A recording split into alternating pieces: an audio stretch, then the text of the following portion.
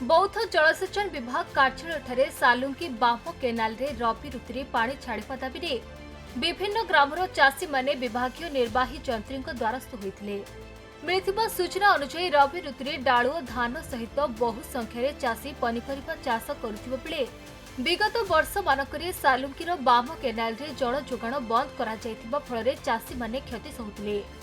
तेणु चलित वर्ष उक्त मुख्य केनाल रे रबी ऋतु पानी छाड़िले सेमाने धान और पनीपरिबा चाष पई पदक्षेप नेब बोली चाषी माने आज निर्वाही जंत्री को दाबीपत्र प्रदान करथिले।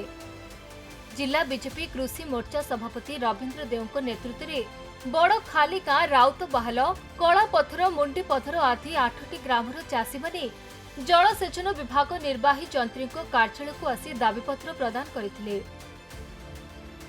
रवींद्र कुमार देव पुलताखली आम मुंडी पथर पंचायत इटा आम 3टा पंचायत गोटे अभियोग कर चाषी मैंने 8 खंड गाँव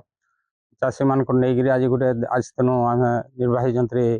जलसेचन विभाग बौद्ध को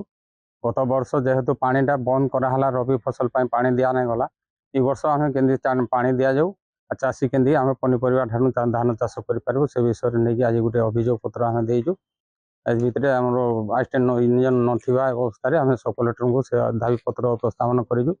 तथापि मतामत देते आगामी दिन में पानी दि जाए कहते तथापि निर्वाही जंत्री को परामर्श नापी से अनुरोध कर तेणुक आम आज समस्त चाषी आगामी रबी फसल 2025-26 रबी फसल धान चाष पानी देवा संबंध आज समस्त चाषी आसिक आम ऑफिस रे आज अभियोग पत्र जन बौद्धर जयनाथ मिश्र रिपोर्ट खबर ओडिशा।